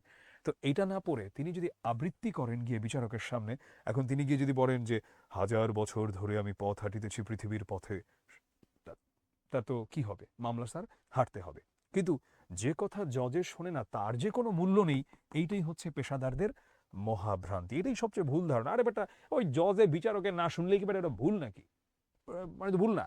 জ্ঞানের ভান্ডার, ভাষার এটা হবে ভান্ডার, যে ধনের ভান্ডার নয়, এ সত্য তো প্রত্যক্ষ, কিন্তু সমান প্রত্যক্ষ না হলেও সমান সত্য। এ যুগে যে জাতির জ্ঞানের ভান্ডার শূন্য, সে জাতির ধনের ভাড়েও ভবানী। ভাড়েও ভবানী মানে হচ্ছে শূন্য। কি বোঝাচ্ছে এটা বলি, কথাটা একটু প্যারাডক্সিক্যাল। মানে হচ্ছে জ্ঞান থাকলেই টাকা আসবে বিষয়টা এমন না, এটা তো সত্য, এটা আমি মানতাছি, এখানে উনি কথাটা বলছেন। আবার এটাও সত্য, জ্ঞান যার মধ্যে নাই, ওরে দিয়া ভাই দিন শেষে কিছু হবে না, সময় নষ্ট। তারপর যে জাতি মনে বড় নয় সে জাতি জ্ঞানেও বড় নয়, কেননা ধনের সৃষ্টি যেমন জ্ঞান সাপেক্ষ, মানে তোমার ধন দৌলত কিভাবে আসবে যদি তোমার জ্ঞান না থাকে, তেমনি জ্ঞানের সৃষ্টিও মন সাপেক্ষ, এবং মানুষের মনকে সরল সচল সরাগ ও সমৃদ্ধ করার ভার আজকের দিনে সাহিত্যের উপরও ন্যস্ত হয়েছে বা দায়িত্বটা এসেছে। কেননা মানুষের দর্শন, বিজ্ঞান, ধর্মনীতি, অনুরাগ, বিরাগ, আশা, নৈরাশ্য, অন্তরের স্বপ্ন, সত্য, এই সকলের সমবায়ে সাহিত্যের জন্ম। এছাড়া যা কিছু আছে সেগুলো হচ্ছে মানুষের মনের ভগ্নাংশ। পুরো মনটার সাক্ষাৎ পাওয়া যায় শুধু সাহিত্যে। এই কথাটা কেন বলছে?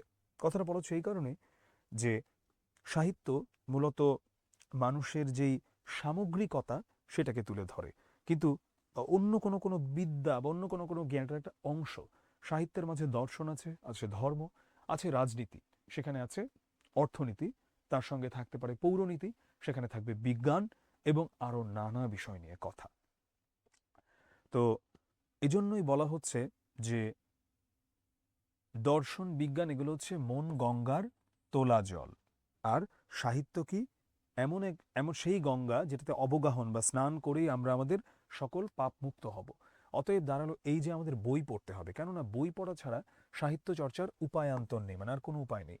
ধর্মের চর্চা চাই কি মন্দিরের বাইরেও করা চলে, দর্শনের চর্চা গুহায়, নীতির চর্চা ঘরে এবং বিজ্ঞানের চর্চা জাদুঘরে, কিন্তু সাহিত্যের চর্চার জন্য চাই লাইব্রেরি। ও চর্চা মানুষের কারখানাতেও করতে পারে না, চিড়িয়াখানাতেও নয়। এইসব কথা যদি সত্য হয় তাহলে আমাদের মানতেই হবে যে সাহিত্যের মধ্যেই আমাদের জাত মানুষ হবে। সেই জন্য আমরা যত বেশি লাইব্রেরি প্রতিষ্ঠা করব দেশের তত বেশি উপকার হবে। আমাদের মনে হয় এদেশে লাইব্রেরির সার্থকতা হাসপাতালের চাইতে কিছু কম নয় এবং স্কুল কলেজের চাইতে একটু বেশি। এই কথা শুনে অনেকে চমকে উঠবেন, কেউ কেউ আবার হেসে উঠবেন যে লাইব্রেরির এত গুরুত্ব। কিন্তু আমি জানি আমি রসিকতাও করছি না, অদ্ভুত কথাও বলছি না। যদিও এ বিষয়ে লোকমত যে আমার মতের সমরেখায় চলে না সে বিষয়ে আমি সম্পূর্ণ সচেতন। আমি জানি আমি যেভাবে ভাবি মানুষ যেভাবে ভাবে না সেটা আমি জানি। অতএব আমার কথার আমি কৈফিয়ত দিতে বাধ্য। আমার বক্তব্য আমি আপনাদের কাছে নিবেদন করছি। কি বলছি তার সত্য মিথ্যার বিচার আপনারা করবেন। সেই বিচারে আমার কথা যদি না টেকে তাহলে রসিকতা হিসেবেই গ্রহণ করবেন। আমার বিশ্বাস শিক্ষা কেউ কাউকে দিতে পারে না, সুশিক্ষিত লোক মাত্রই স্বশিক্ষিত হয়। আরেকটা মানে অসাধারণ একটা লাইন এই লেখার, সুশিক্ষিত লোক মাত্রই স্বশিক্ষিত। এখানে স্বশিক্ষিত বলতে মূলত বোঝানো, সুশিক্ষিত বলতে বোঝানো হচ্ছে সৃজনশীলতা। এখন আমি তোমাকে শিখাইতে পারবো না কিভাবে ক্রিয়েটিভ হইতে হয়, কেউই কাউকে শিখাইতে পারবে না। আজকের বাজারে বিদ্যার দাতার অভাব নেই, এমনকি এক্ষেত্রে দাতা কর্ণের অভাব নেই। দাতা কর্ণ মূলত মহাভারতের একজন ক্যারেক্টার, তিনি অত্যন্ত দানশীল ছিলেন, তাই দাতা কর্ণের কথা বলা হচ্ছে। যে বিদ্যা শেখানোর মানুষের অভাব নাই, সেটা এডটেক বলো, কোচিং বলো, আজকের দিনেও যদি দেখো স্কুল কলেজ মাদ্রাসা অভাব নাই। আমরা আমাদের ছেলেদের তাদের দ্বারস্থ করেই নিশ্চিত থাকি এই বিশ্বাসে যে সেখান থেকে তারা এতটা বিদ্যার ধন লাভ করে ফিরে আসবে যার সুদে তার বাকি জীবন আরামে কাটিয়ে দিতে পারবে। কিন্তু এ বিশ্বাস নিতান্ত অমূলক। মনোরাজ্যেও দান গ্রহণ সাপেক্ষ, অথচ আমরা দাতার মুখ চেয়ে গ্রহিতার কথাটা একেবারেই ভুলে যাই। মানে আমরা ভুলেই যাই যে মনোরাজ্যেও কিন্তু দানটা গ্রহণ সাপেক্ষ, শুধু তোমাকে শেখালেই হবে না, তুমি ওটা শিখতে চাচ্ছ কিনা এটাও কিন্তু দেখতে হবে। আহমদ ছফার একটা লাইনের কথা মনে পড়ে যায় আমার, আমার খুবই প্রিয় লেখক আহমদ ছফা।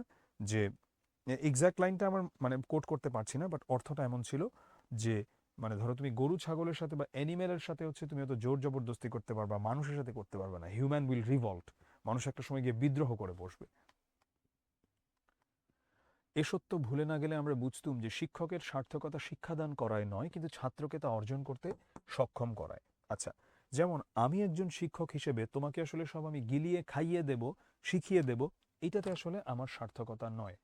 বরং আমার সার্থকতা হচ্ছে তোমাকে আমি জ্ঞান অর্জনের জন্য উদ্বুদ্ধ করতে পারলাম কিনা, তুমি এরপরে শিখতে চাইবে, দোলনা থেকে কবর পর্যন্ত তুমি জ্ঞান অর্জন করতে চাইবে, এটাই হচ্ছে আমার সার্থকতা। সো এরপরে এখানে তিনি একটা উদাহরণ দেন, যেখানে উদাহরণটা এমন যায় যে একটা বাচ্চাকে যখন তার মা জোর করে একটা কিছু খাওয়ানোর চেষ্টা করছে, গেলানোর চেষ্টা করছে এবং দুধ খাওয়ানোর, গরুর দুধ, তখন বাচ্চাটা যখন পারছে না নিতে তখন বাবা বলছে আমার মাথা খাও, মরা মুখ দেখ, এই ঢোক আর এক ঢোক আর এক ঢোক। মায়ের উদ্দেশ্য ভালো, সেই বিষয়ে আমরা সন্দেহ নাই, কিন্তু এই বিষয়েও কোনো সন্দেহ নাই যে এই বলা কওয়ার ফলে মা শুধু ছেলের যকৃতের মাথা খাচ্ছে, লিভারের, এবং ঢোকের পর ঢোকে ছেলের মরা মুখ দেখার সম্ভাবনা বাড়িয়ে দিচ্ছে। আমাদের স্কুল কলেজের শিক্ষা পদ্ধতিটাও ওই একই ধরনের। এর ফলে কত ছেলের সুস্থ সরল মন যে ইনফ্যান্টাইল লিভারে গতাশু হচ্ছে তা বলা কঠিন। ইনফ্যান্টাইল লিভার মানে কি, বাচ্চাদের লিভারটা যেমন থাকে অপরিপূর্ণ, এবং গতাশু হচ্ছে বলতে পারো যে মানে ওই লিভারটা নষ্ট হয়ে যাচ্ছে, যেমন ওই জোর করে দুধ খাওয়ালে যেমন, আমাদের এখানেও তাই। মানে আমাদের শিক্ষা ব্যবস্থাটা এমন যেটা ধীরে ধীরে একটা সৃজনশীল মানুষ, একটা চিন্তাশীল মানুষের চিন্তাধারাকে নষ্ট করে দেয়।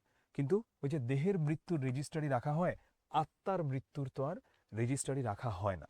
আমরা কিন্তু এই আত্মার অপমৃত্যুতে ভীত হওয়া দূরে থাক, আমরা এটাতে দেখা যায় যে মানে আমরা এটা নিয়ে আমাদের কোনো মাথা ব্যথাই নেই। আমরা ভাবি দেশে যত ছেলে পাশ করছে তত ভালো, কিন্তু এটার একটা উদাহরণ তিনি দিয়েছেন জগৎ বিখ্যাত ফরাসি একটা শাস্ত্রীর কথা বলে। একসময় ফরাসি দেশে মানে ফ্রান্সে শিক্ষা পদ্ধতি এতই বেয়ারা ছিল, এতই খারাপ ছিল যে সে যুগে France was saved by her idlers. কেন এটা বললো যে France was saved by her idlers? মানে যারা সেই ব্যাক বেঞ্চার্স ছিলেন, বরং যারা এই শিক্ষা পদ্ধতিতে ছিলেন না, ওরাই বরং দেশটাকে রক্ষা করেছে। কারণ শিক্ষা পদ্ধতি পাগল ছাগল প্রডিউস করছিল। অর্থাৎ যারা পাশ করতে পারেনি বা চায়নি তারাই ফ্রান্সকে রক্ষা করেছে। সেই যুগে ফ্রান্সে কীরকম শিক্ষা দেওয়া হতো তা আমার জানা নেই, তবু আমি জোর করে বলতে পারি যে এই যুগে আমাদের স্কুল কলেজের শিক্ষার যে রীতি চলছে এর চাইতে নিকৃষ্ট আসলে হইতে পারে না। নোট মুখস্থ করা এবং এই নোটটাকে আবার বমি করে দেওয়া পরীক্ষায়, এটাই হচ্ছে এখনকার দিনের শিক্ষা ব্যবস্থা। তিনি এটা বলতে গিয়ে জাদুকরদের সঙ্গে তুলনা করেছেন। একদল বাজি করাচ্ছেন যারা ভেলকি দেখায়, জাদু দেখায়, যারা বন্দুকের গুলি থেকে আরম্ভ করে একদম কামানের গোলা পর্যন্ত তারা গিলে তারপর একে একে সবগুলো উগলে দেয়। এর ভেতর অসাধারণ কৌশল আছে, এই বিষয়ে কোনো সন্দেহ নাই। কিন্তু এই গেলা আর ওগলানো দর্শকের কাছে তামাশা মনে হলেও বাজিকরের কাছে, অর্থাৎ যিনি যেই জাদুটা দেখাচ্ছেন তার কাছে কিন্তু একটা ভয়ঙ্কর ব্যাপার। ও কারদানি করা তার পক্ষে যেমন কষ্টসাধ্য, ও কারদানি করা বলতে যে এরকম জাদু দেখানো, এটা তার মানে এই কেরামতি দেখানো, এটা যেমন তার জন্য কষ্টসাধ্য, তেমনি এটা কিন্তু তার জন্য খারাপও। তো বলা বাহুল্য সে বেচারা লোহার গোলাগুলোর এক কণাও একটু জীর্ণ মানে হজম করতে পারে না। আমাদের ছেলেরাও তেমনি নোট নামক গুরুদত্ত নানা আকারেরও নানা প্রকারের গোলাগুলো কিভাবে গলাধকরণ করে পরীক্ষালয়ে তা উদ্গীরণ করে দেয়। তাহলে আমাদের মানে শিক্ষার্থীরা কিভাবে আসলে এই কাজটা করে, এটা কারোর জন্য আসলে ভালো না। এই নোট গিলে এইভাবে ওটাকে বমি করে দিয়ে আসাটা, এই জন্য সমাজ তাদের বাহবা দেয় দিক, কিন্তু মনে যেন না ভাবে যে এতে জাতির প্রাণশক্তি বাড়ছে। স্কুল কলেজে শিক্ষা যে অনেকাংশে ব্যর্থ সে বিষয়ে প্রায় অধিকাংশ লোকই একমত। আমি বলি শুধু ব্যর্থ নয়, অনেক স্থলে মারাত্মক। কেননা আমাদের স্কুল কলেজের ছেলেদের স্বশিক্ষিত হবার সে সুযোগ দেয় না। শুধু তাই নয়, স্বশিক্ষিত হবার শক্তি পর্যন্ত নষ্ট করে দেয়। তারপর তিনি বলছেন এমন কঠিন প্রাণের কিছু লোক আছে বলেই এমন বিশ্রী শিক্ষা ব্যবস্থা থেকে বের হয়ে এসেও টিকে থাকে এই দেশে বা এই সমাজে। তো আমি লাইব্রেরিকে স্কুল কলেজের উপরে স্থান দিই, তিনি অলরেডি বলেছেন। এবং যেখানে মানুষ স্বচ্ছন্দে নিজে নিজেই তারা হচ্ছে স্বশিক্ষিত হবার সুযোগ পায়, এবং লাইব্রেরি হাসপাতালের চাইতে কম উপকারী নয়, আরও বেশি, এটাও তিনি বলেছেন। তো আমরা একদম শেষের দিকে চলে যাচ্ছি।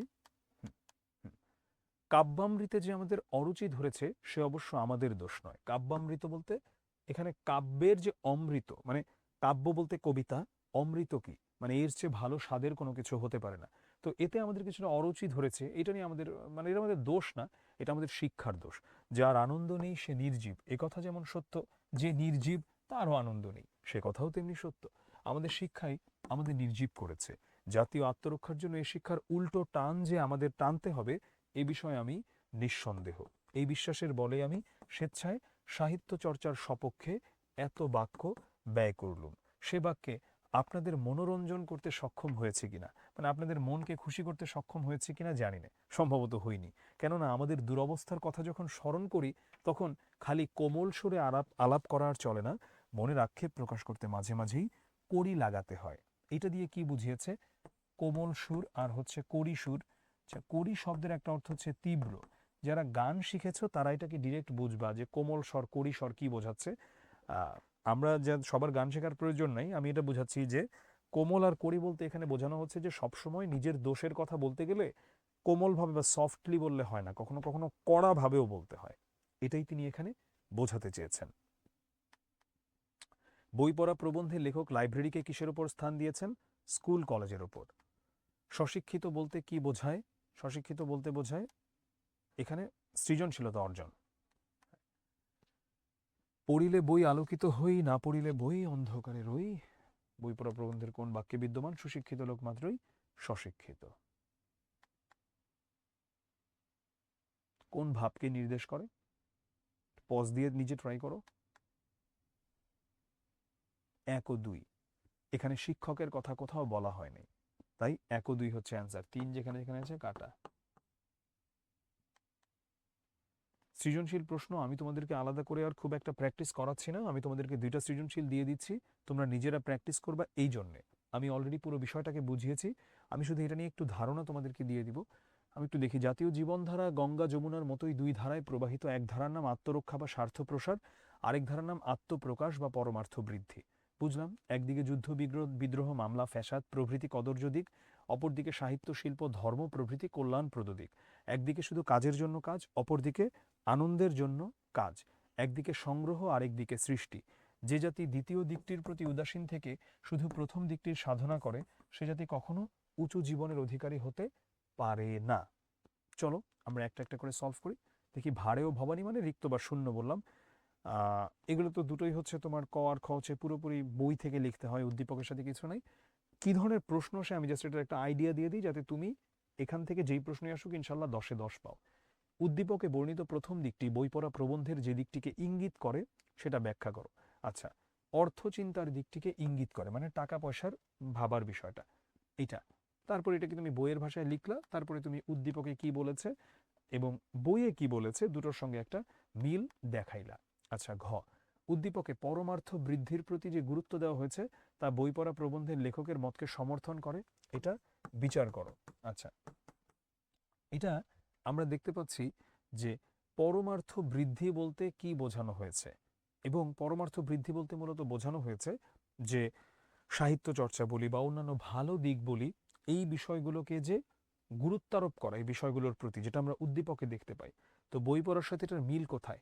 অবশ্যই বই পড়ার সাথে এটা মিল, এটা তো দুইটাতে একই জিনিসকেই তাহলে সমর্থন করলো। আমি আশা করি বুঝতে পারলাম। এরপরে এটাকে বইয়ের ভাষায় তুমি বড় করে লিখলা। স্লাইডটা তোমরা দেখে নিলেই বুঝে যাবার, এটাও তোমরা অ্যান্সার করে এটা তোমরা নিজে নিজে প্র্যাকটিস করবা পুরোটা, এবং তোমরা আগে প্র্যাকটিস করবা তারপরে উত্তরটা দেখবা, আগে উত্তর দেখতে যাবা না। চলো এবারে আমরা চলে যাচ্ছি আমাদের আজকের শেষ কবিতাটা, কপোতাক্ষ নদ। কবিতাটা নিয়ে আমি আমি আমি কিছু ছবি দেখাতে চেয়েছিলাম, একবার ছবিটা দেখানোর হলো না, লাস্টের দিকে চলে আসছে যেহেতু। আমি নিজে গিয়েছিলাম কপোতাক্ষ নদের ওখানে, মাইকেল মধুসূদন দত্তের বাড়ির সেখানটায়। বাংলা সাহিত্যের সর্বকালের সর্বশ্রেষ্ঠ কবি ওনাকে বললে ভুল বলা হবে না। জীবনানন্দ দাশকেও বলা যেতে পারে, কিন্তু মাইকেল একজনই হন, Michael Madhusudan Dutt, the great Michael Madhusudan Dutt. So Kapotaksha নদটা যদিও এখন মারা গিয়েছে, মৃত নদী, মৃত নদ, সুন্দর সুন্দর একটা নদ। কপোতাক্ষ নদ কবিতাটি কবির চতুর্দশপদী কবিতাবলী থেকে গৃহীত হয়েছে। চতুর্দশপদী কবিতাবলী থেকে গৃহীত হয়েছে বইটার নাম, ঠিক আছে? এই কবিতায় কবির স্মৃতিকাতরতার আবরণে তার অত্যুজ্জ্বল মানে অতি উজ্জ্বল দেশপ্রেম প্রকাশিত হয়েছে। কপোতাক্ষ নদটা কোথায়? এটা যশোর জেলার সাগরদাড়ি গ্রামে হচ্ছে কপোতাক্ষ নদ, যেখানেই মধুপল্লী মানে মাইকেল মধুসূদন দত্তের এলাকাটাকে মধুপল্লী বলা হয়ে থাকে। শৈশবে মধুসূদন এই নদের তীরে প্রাকৃতিক পরিবেশে বড় হয়েছেন। যখন তিনি ফ্রান্সে যান, ফ্রান্সের ভার্সাই শহর থেকে মূলত এই কবিতাটা তিনি লিখেছিলেন। জন্মভূমির শৈশব কৈশোরের বেদনা বিধুর স্মৃতি তার মনে কাতরতা জাগিয়েছে। তাই দূরে বসেও তিনি যেন কপোতাক্ষ নদের কলকল ধ্বনি শুনতে পান। কত দেশে কত নদ নদী তিনি দেখেছেন, কিন্তু জন্মভূমির এই নদ যেন মায়ের স্নেহডোরে তাকে বেঁধেছে, কিছুতেই তিনি তাকে ভুলতে পারেন না। কবির মনে সন্দেহ জাগে, আর কি তিনি এই নদের দেখা পাবেন? কপোতাক্ষ নদের কাছে তার এই মিনতি বন্ধুর মতো, তাকে যেন তিনি স্নেহাদরে স্মরণ করেন, তিনি যেভাবে কপোতাক্ষ নদও যেন তাকে একইভাবে স্মরণ করে। কবিতার মূল ভাবটা তো বললাম, চলো কবিতাটা এখন আমরা একটু বুঝাই। এটা মাইকেল মধুসূদন দত্তের অন্যতম সুন্দর একটা কবিতা। সনেট কি এটা আমরা সবাই বুঝি, বাংলায় নাম দেওয়া হয়েছে চতুর্দশপদী কবিতা। সনেট হচ্ছে সহজ কথায় এখানে 14টা লাইন আছে, প্রত্যেকটাতে আবার 14টা করে অক্ষর আছে। এটাই অক্ষর, হ্যাঁ, এই যে উচ্চারণটা আমরা অক্ষর বলবো না, অক্ষর না, এটা হচ্ছে অক্ষর। একে একে আমরা এবার একটু পড়াই। সতত, সতত শব্দের অর্থ কি একটু?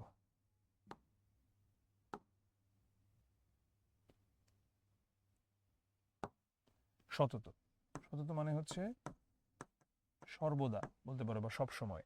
সতত হে নদ তুমি পড়ো মোর মনে, সতত মানে সব সময় তোমার কথা ভাবিয়ে বিরল। বিরল মানে হচ্ছে নির্জন।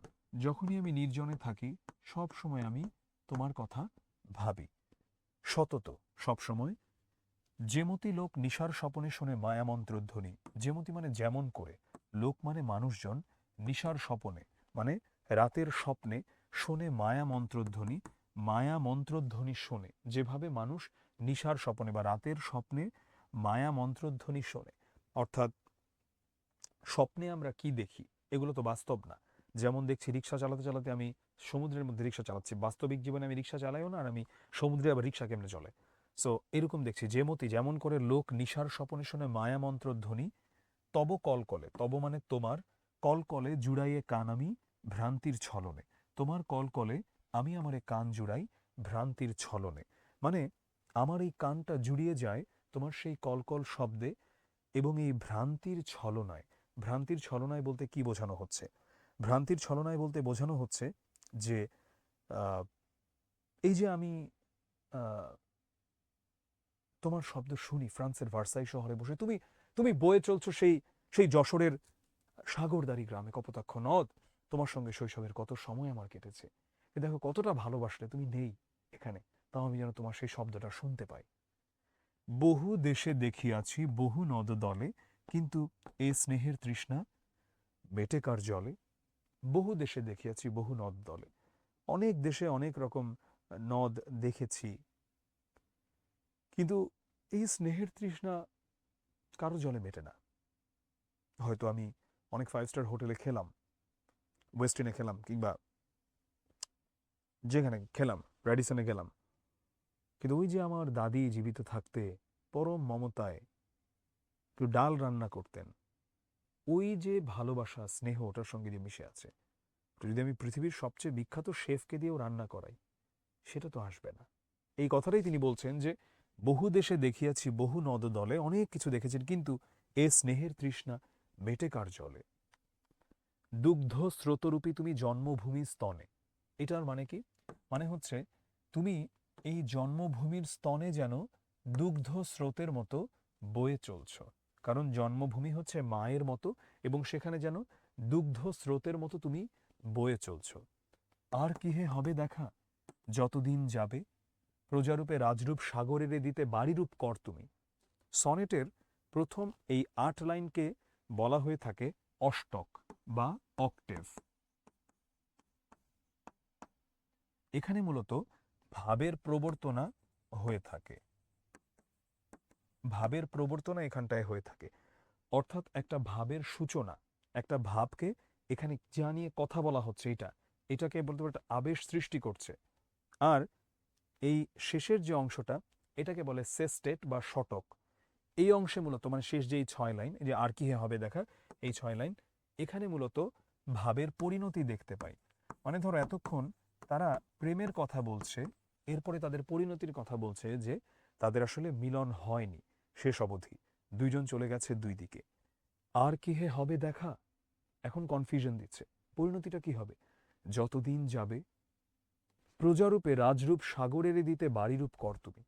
প্রজারূপে অর্থাৎ তুমি ছিলে প্রজা। কে প্রজা এখানে? কপোতাক্ষ নদ। রাজরূপ সাগরেরে, তাহলে রাজা ছিল কে? রাজা হচ্ছে এখানে সাগর, আর প্রজাকে? প্রজা হচ্ছে এখানে কপোতাক্ষ নদ। প্রজারূপে রাজরূপ সাগরেরে দিতে বাড়িরূপ কর তুমি। বাড়ি মানে হচ্ছে পানি, কর মানে হচ্ছে ট্যাক্স। এখন স্বভাবতই রাজাকে তো কর দিতে হয় বা ট্যাক্স দিতে হয়। এখন কপোতাক্ষ নদ হচ্ছে প্রজা, রাজা হচ্ছে সাগর, ট্যাক্স দেয় কি? পানি।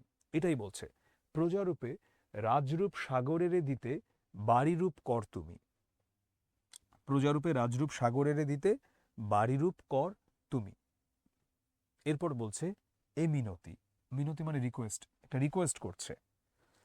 গাবে বঙ্গজ জনের কানে, মানে বঙ্গজ জনের মানে বাংলার মানুষদের কাছে একটু পৌঁছে দেবে, তোমার এই কলকল ধ্বনির মধ্যে একটু পৌঁছে দিবে। শখে সখারিতে নাম তার, শখে সখারিতে পুরুষ নারী, নারী পুরুষ নির্বিশেষে সবার কাছে একটু আমার নামটা একটু পৌঁছে দিও কপোতাক্ষ নদ। এ প্রবাসে মজি প্রেমভাবে লইছে যে নাম তব বঙ্গের সঙ্গীতে। এ প্রবাসে, এই প্রবাসে বসে, কোথায় আছেন তিনি? ফ্রান্সের ভার্সাই শহরে। মজি প্রেমভাবে মানে একদম প্রেমে মশগুল হয়ে, একদম প্রেমে মশগুল হয়ে আছেন তিনি। লইছে যে নাম, নাম নিচ্ছে কার নাম? তব, তোমার নাম নিচ্ছে বঙ্গের সঙ্গীতে। সঙ্গীতে, বঙ্গের সঙ্গীতে বা বাংলার এই গান গাইবার মধ্য দিয়ে তোমার নাম নিচ্ছে। লইছে যে নাম তব মানে তোমার বঙ্গের সঙ্গীতে, অর্থাৎ এই যে তোমার নাম নিচ্ছে যে বঙ্গের সঙ্গীতে, তুমি একটু তার কথাটা একটু বলে দিও, তব মানে তোমার, তার কথাটা একটু পৌঁছে দিও বাংলার মানুষের কাছে। বাড়িরূপ কর তুমি, এই লাইনটা আবার একটু ক্লিয়ার করি। সব নদী বা নদ সবকিছু গিয়ে শেষে কোথায় মেশে? সাগরে মেশে। যেখানে ফ্লো আছে আর কি, ওয়াটার ফ্লো, বদ্ধ জলের কথা বলছি না, সুইমিং পুলের কথা বললে হবে না, ঠিক আছে? এটা একটা ফ্লো আছে, এটা প্রবাহিত হয়, নদ বলো নদী বলো, সাগরে গিয়ে মেশে। তো কবির কল্পনায় সাগর হচ্ছে রাজা, কপোতাক্ষ নদ হচ্ছে প্রজা। তাই সাগরকে, মানে এই রাজাকে তো ট্যাক্স দিতে হয়। সেই ট্যাক্সটা কি? ট্যাক্সটা হচ্ছে এখানে পানি। তো সেই পানিটাই হচ্ছে দিচ্ছে। কে দিচ্ছে? কপোতাক্ষ নদ। কাকে দিচ্ছে? সাগরকে। অসম্ভব সুন্দর কবিতাটা। কপোতাক্ষ নদ কবিতাটা রচনা হয়েছিল ফ্রান্সে। এবং প্রবাস জীবনে ফাস্টফুডের দোকানে কত খাবার খেয়েছি আমি জীবনে, মায়ের হাতের পিঠার কথা ভুলি আমি কেমনে। খুবই নিম্নমানের যদিও কবিতাটা, তারপরেও চলো এটা থেকে একটা সৃজনশীল প্র্যাকটিস করি। Sorry, objective. প্রকাশ পেয়েছে স্নেহাদরের কাতরতা। মূল বক্তব্য কোথায় আমরা দেখতে পাই? পজ দাও তুমি, সলভ করার চেষ্টা করো, তারপরে আমার উত্তরটা দেখো। এ স্নেহের তৃষ্ণা মেটে কার জলে। তারপরে সৃজনশীল প্রশ্ন। সৃজনশীল প্রশ্ন আমি আর আলাদা করে প্র্যাকটিস করাবো না, তোমরা হচ্ছে নিজেরা একটু এটা প্র্যাকটিস করে নিবা, কজ আমি অলরেডি আগেরগুলোতে দেখিয়েছি। এখানে আমি 2টা সৃজনশীল প্রশ্ন দিয়েছি। ফার্স্টে তোমরা নিজেরা প্র্যাকটিস করবা 19 মিনিট সময় হাতে নিয়ে, 1 মিনিট সময় বেশি নিবা না, কারণ আমি ওভাবেই হিসাব করে দিয়েছি সময়টা। এরপরে তোমরা উত্তরগুলো চেক করবা, আগেই চেক করতে যাবা না।